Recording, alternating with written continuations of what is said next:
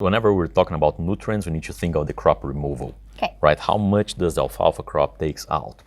And for every ton of alfalfa that we're producing per acre, the crop's taking about 60 pounds of potash, so it's the highest nutrient requirement by far, Okay. about 55 pounds of nitrogen per acre. But as you mentioned, it's producing the nitrogen, so we don't need to worry about it.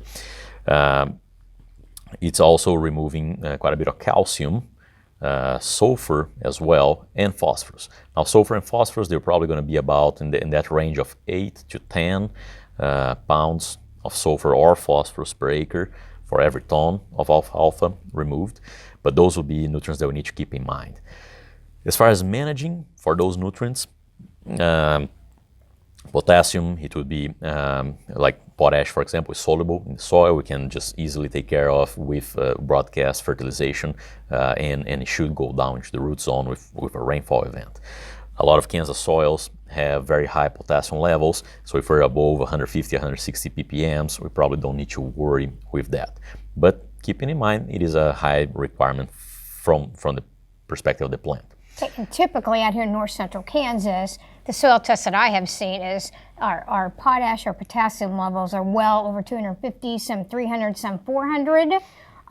So in that regard, it doesn't look like that, depending on their soil tests, that they would need to worry about that nutrient out here in north central Kansas. Yes, and I think from here and moving west, we might have some exceptions, like Right. in some sandier soils or specific cases, but for the majority, I think the natural levels will be more than enough to supply what the crop needs. Okay. From the nitrogen side, again, the alfalfa crop will produce anywhere from 40 to 400 pounds of nitrogen per acre per year. So it can provide, it can supply to its own growth for the most part. If you're establishing a stand early on, some producers have considered putting out 10 or 15 units of N just for that beginning, just for that very early development. And it won't be until about the 4th or 5th weeks that the alfalfa roots are going to actually be infected with the rhizobium. So maybe there is some value there if you have very low soil nitrogen levels, just for a start, right? But I would not by any means fertilize an established stand, because otherwise you're just giving weeds the nitrogen that they like. From the phosphorus perspective, so again, the crop will require about 10 units of phosphorus per acre for every ton of alfalfa produced. Phosphorus soil P levels in the range of 25 to 50, it's very unlikely they're going to need to apply any phosphorus. More than 50 parts per million, it's for sure you don't need to apply any. But if you're in that range, the responsive range of 10, 15, 20, or even close to 25, I would consider either broadcast incorporating some phosphorus before establishing the crop. You can put through the drill as well, so you can put with the seed through the drill. Now in that case, I'll make sure that you're not putting more than 10 units of nitrogen and potassium altogether, right? Remember that typically most of the phosphorus fertilizers, they will have some nitrogen to it. You don't want to let that be more than about 10 units per acre, otherwise you can cause some seedling burn. Okay, so it sounds like the key elements then are first soil testing, so you know what you have there, the nutrients present, and then look at the individual nutrients, potassium possibly, and phosphorus, because alfalfa responds very well to phosphorus, especially when you're establishing it and to get it up and growing. Definitely, and sulfur, right? I think the last one that we didn't talk about is sulfur, and we have been seeing more and more sulfur deficiency in Kansas fields, so we need to be on top of the sulfur management as well. If you're working with dry products, perhaps gypsum could do the work, or even elemental sulfur, although it's going to take about a year or so for that sulfur to be available, right? But keeping in mind that the crop will require about 8 to 10 units of sulfur per ton of forage produced, quite a bit of or some high requirements as well. So we need to be on top of our sulfur management. It's very important whenever we're talking about alfalfa to define that we have essentially two planting seasons, right? Either in the fall or in the spring. So in the fall, actually, we're talking really late summer, right? That late August, early September time frame. That's when we want to have the alfalfa planted.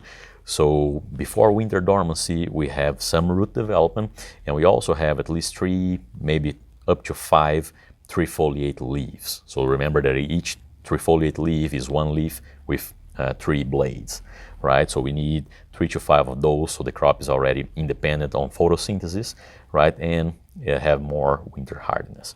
Probably in that very first year, a fall planted crop will have better yield potential, right? It had the entire winter to develop, fall and winter to develop until we start harvesting it. So the first year, we should have a little bit higher yield potential on a fall planted than on a spring planted alfalfa. All right, lastly now, I know you covered cutting management.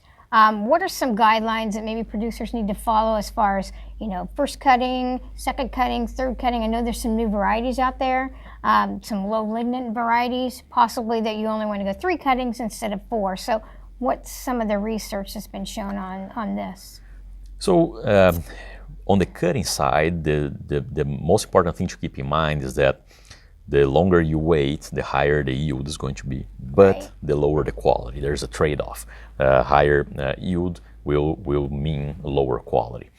So typically for established stand, we typically recommend about 10% bloom, right? So whenever the crop is about 10% bloom, or when you can start seeing some of the crown regrowth occur, right? Those are 2 very good indicatives that, well, it's time to cut, so you're maximizing both the yield and the quality as well. Of course, in some circumstances where you have some premature leaf loss, right, insect damage or disease damage, you might want to go before you lose too many leaves. Right. But on a normal setting, typically you're maximizing your yield at about 10% bloom.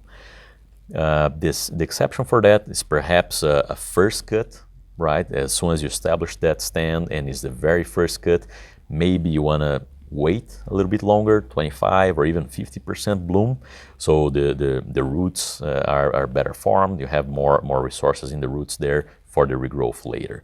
So perhaps that will be the only difference there is in the very first cut. But otherwise, about 10% bloom is where we want to be. Along those lines, you mentioned the low lignin alfalfa, right? And there's been quite a bit of talk there. Essentially, what the low lignin alfalfa is these are varieties that they have naturally lower levels of lignin, which is a compound that gives the plant structure, right? So essentially, it's indigestible, so it cannot be digested. So you consider that lower quality? Definitely. So as we go through maturity, as the plant matures, we increase the amount of lignin, and so it decreases the quality.